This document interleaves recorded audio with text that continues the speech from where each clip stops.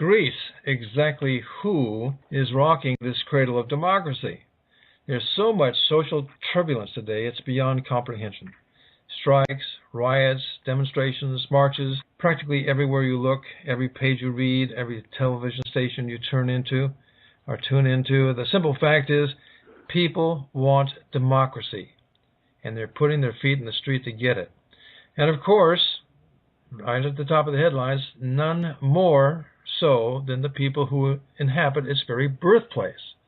What is it about the Greek demonstrators and activists that distinguish them from the people in, say, Turkey or Brazil, or those of us in the United States in the Occupy movement, March Against Monsanto? I mean, there's so many things, but there's something very distinct about the Greek population. So we're going to answer that question today in just 15 minutes of fact, so you stay tuned. Come all of you good workers, good news to you I'll tell, of how the good old Union has come in here to dwell.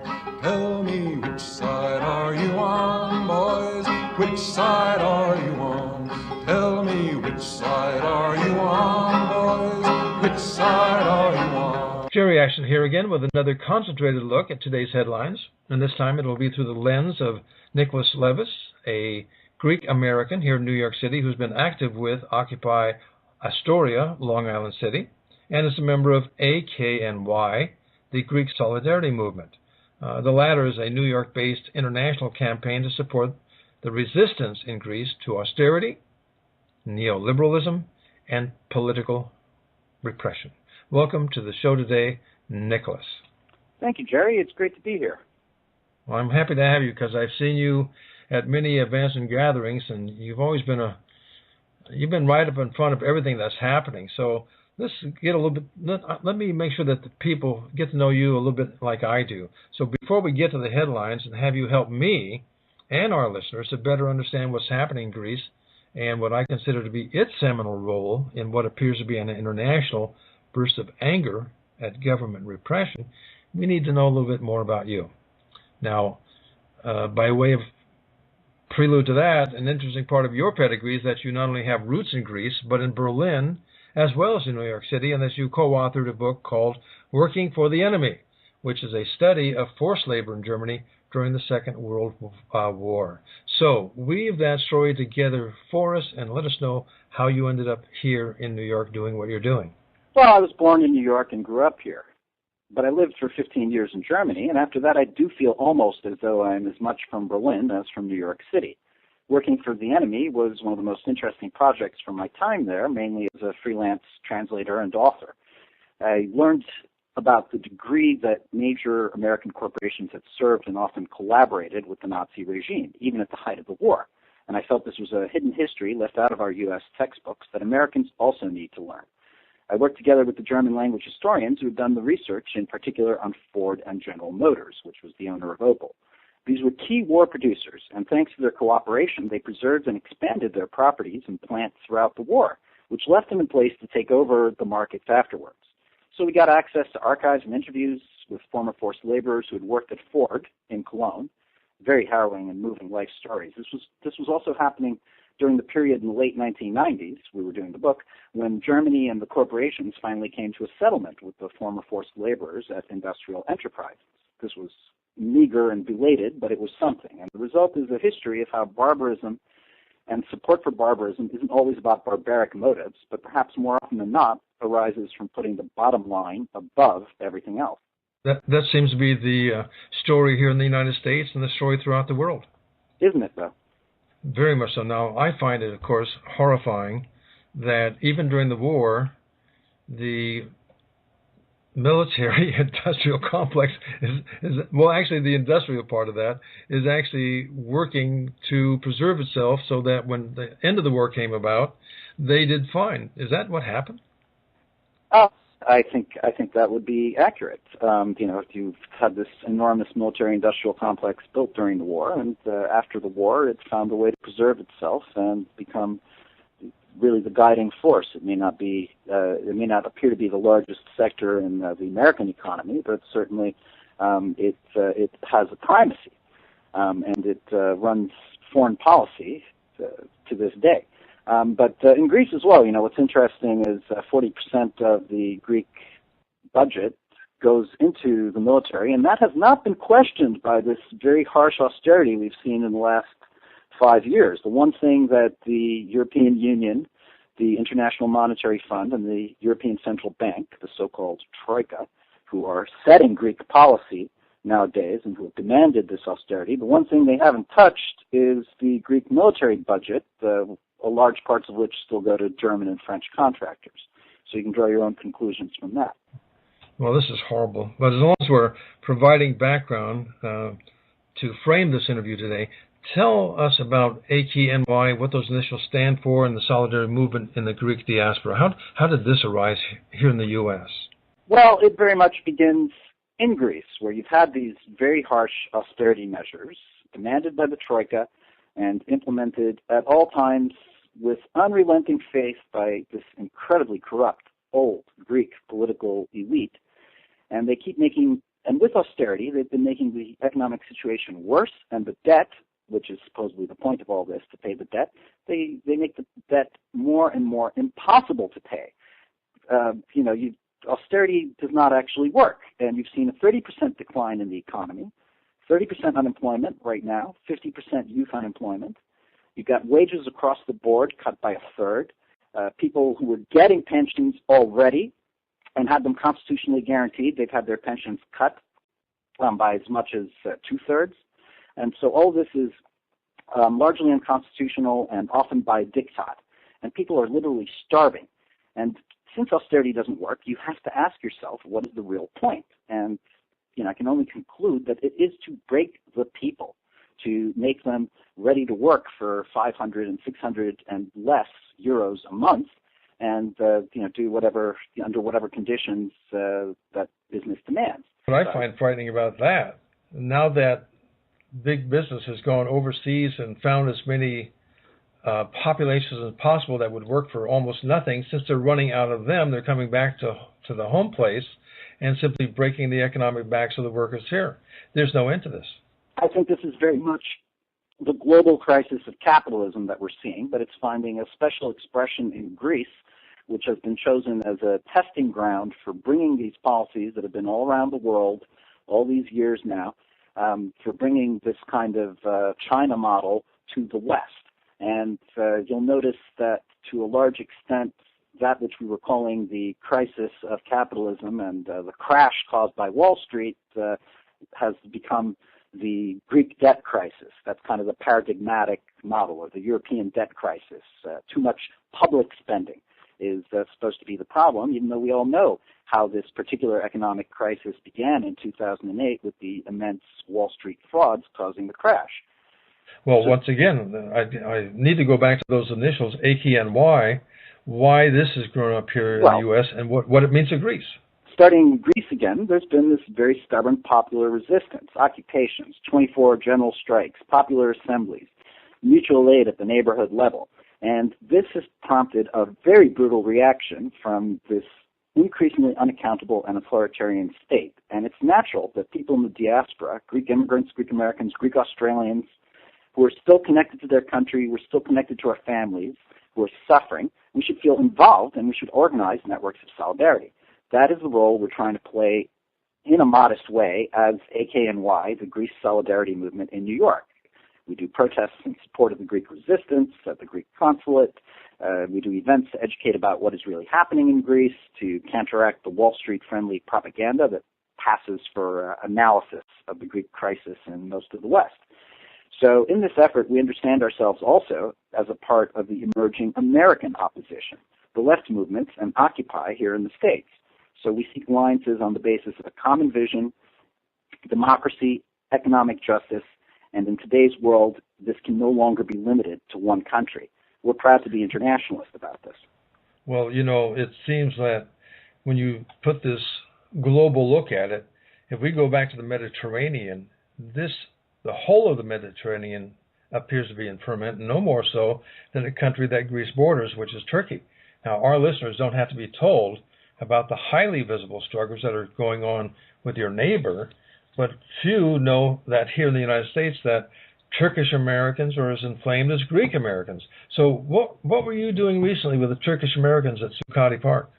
Okay, you can't just say that the situation in Turkey is the same as the situation in Greece or the situation that you now have all of a sudden in Brazil. I see commonalities in a kind of underlying neoliberal economics and in the authoritarianism. In the present-day global environment, we've reached a point that once any struggle begins, the authoritarianism emerges. You have legitimate, democratic, and initially peaceful protests, and it is met with the same forms of police brutality, the same technologies of surveillance, the same politician rhetoric about chaos and terror. We're hit with tear gas made by the same highly lucrative contractors, most of them based in the United States. So the issues may differ, but nowadays it always turns quickly into a question of authoritarianism against any stirring of the popular democratic will. Well, I see that they're both very powerful struggles. I agree with you that the authoritarianism evidences across borders looking the same way. But one of the differences between those two countries, I believe, is who the protesters perceive to be their enemy. Now, in Turkey, it's an increasingly repressive government, which is reducing freedoms, and this with a conservative Muslim edge to it. Now, who is the enemy in Greece, and why are they to be feared? Well, I would say in both countries it is a version of the 1%. In both countries, there's concentrated power and concentrated capital and a statist authoritarianism at work. And I think this is increasingly universal. It's not just Greece and Turkey. And in Greece, for example, you have investors, international investors now lining up, preparing to buy all the public properties that are going to be privatized by the government in kind of this end phase of the austerity. They're going to get everything for cheap and get all this cheap labor. In Turkey, you have investors who are looking to bulldoze Gezi Park, or to have Gezi Park bulldozed for them by the state so that they can build a bunch of malls and hotels. So it's very much the rich, I would say, who are determining what happens in both cases, or capital, let us call it. Our Turkish friends, they're young people here. They're artists and professionals. They're Turkish Americans, and they decided that they were going to be in solidarity with their own people who are having this uprising in Istanbul and Turkey. And where did they go?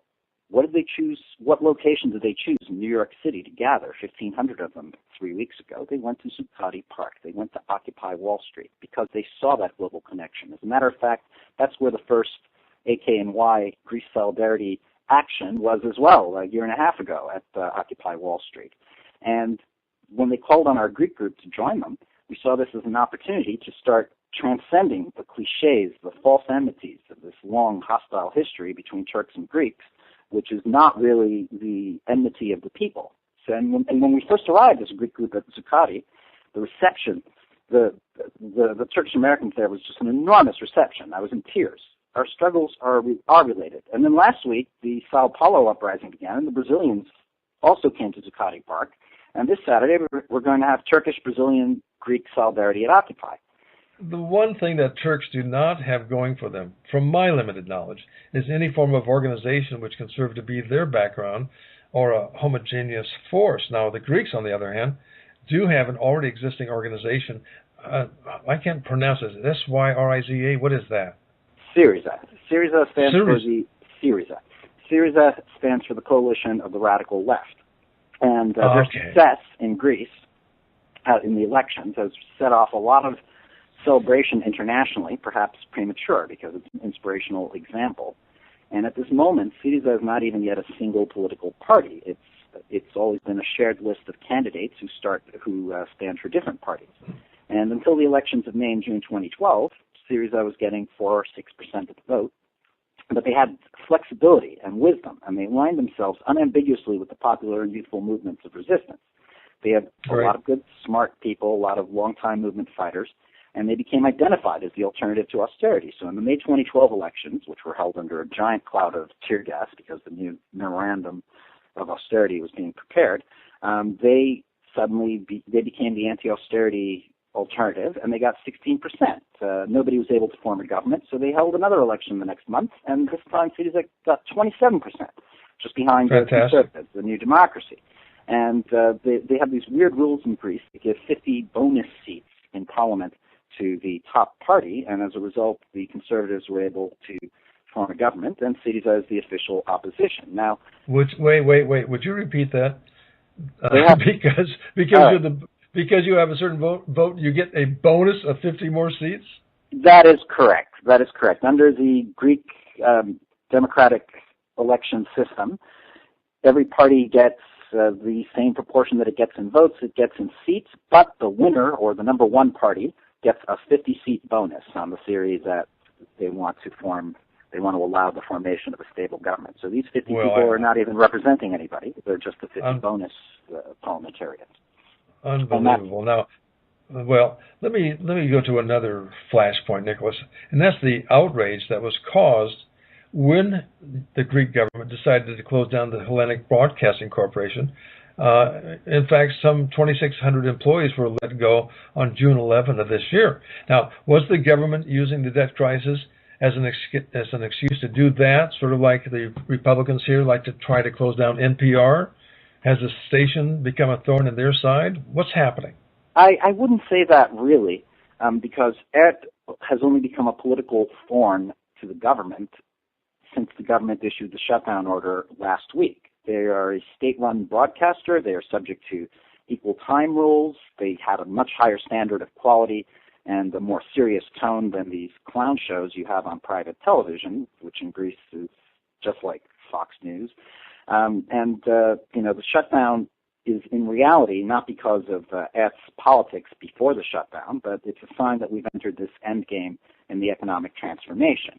They are really rolling back the public sector on all fronts, and ET is a giant symbolic step. I think they wanted to show that they could just issue a shutdown order on Tuesday by surprise. Nobody knew it was coming.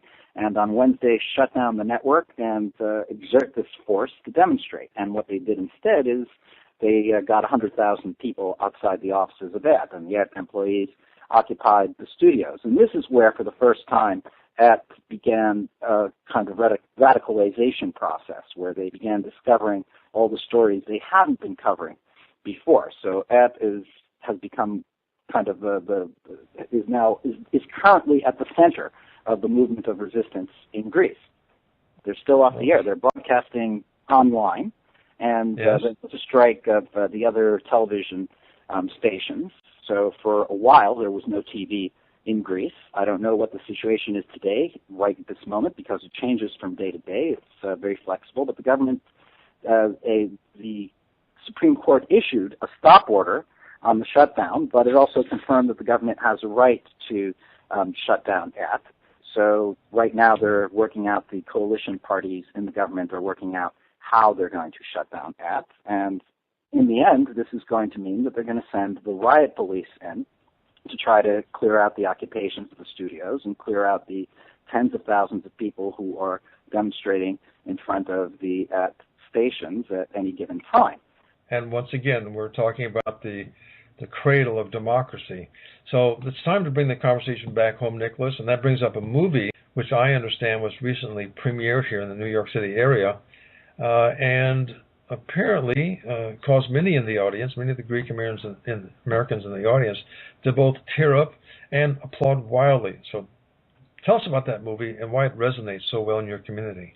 Well, Greek American Radicals is a documentary history on the role of Greek immigrants in the American labor movements. It is very much a part of American history. It is more about American than Greek history, I'd even say, because it could have been other immigrant communities as well. It could have been the same documentary in many ways about the Polish immigrants who come through Ellis Island and become immigrant workers and get involved in the union movements and the working class movements of the early 20th century.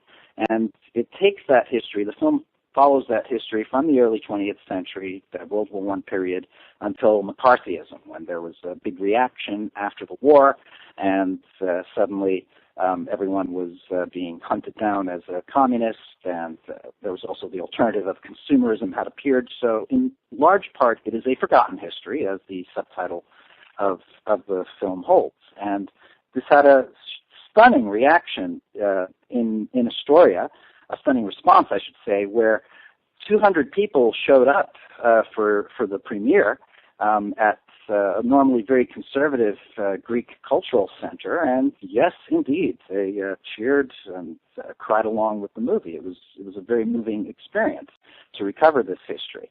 We also had certain neo-Nazis show up and try to disrupt it, but they were about 3 or 4, so we kicked them out of the hall when they started. I would hope so. Well, I tell you, this could be actually 15 hours of fact, and not 15 minutes. So I'm going to have to ask you one more thing before I let you go. Given your passion on this, I also want to let my listeners know that I'm going to ask them to support your efforts with more than just good wishes. I understand that you'd like to be back in Greece for a very particular reason, and that you could use some financial help in getting there. So tell us the purpose of that trip, why it's important not only to our Greek audience, but to everyone who wants to support democracy. Jerry, you're really surprising me and putting me on the spot here. There are so many causes that are worthy of your listeners' donations. I would be very interested in being able to go to Greece in a few weeks for the Syriza Party conference, where Syriza is going for the first time to constitute itself as a single party with one program. And this is going to be very interesting to cover. I've met a lot of the key people in Syriza, and I've been preparing longer work on the developments with Syriza and in the Greek crisis for many months now. So if anyone is interested in helping to crowdsource, finance some quality writing on the crisis that isn't coming from a Wall Street-owned newspaper, they can contact me, I suppose, and we'll make an arrangement through the Campaign for Peace and Democracy if they're interested in financing this work. Well, I know that you don't have a travel fund set up, so I'm going to ask you to provide your email address so that people can write you directly, and you can take it from there. Is that okay? That is very kind of you, Jerry. My email address is Nicholas 2006 with a CH, NICHOLAS 2006 at rcn.com, richardcharlienova.com. Well, Nicholas, I want to thank you for spending time here on what is now 25 Minutes of Fact. So I want to thank you, I should say, for informing and educating us in a very personal way that news articles and talking heads cannot possibly do. So, my listeners, if you would like a taste of his writing abilities and perhaps help finance them, a recent article called Money and Magic will give you enjoyment as well as knowledge, and I have a link for Money and Magic at the WGRNradio.com site where this blog appears. This is Jerry Ashton of 15 Minutes of Fact here on WGRNradio.com, signing off and asking you to visit my blog at the Huffington Post and fan me there as well. They say in Harlan County there are no neutrals there. You'll either be a Union man or a thug for J.H. Blair. Tell me, which side are you on, boys? Which side are you on? Tell me, which side are you on, boys? Which side are you on?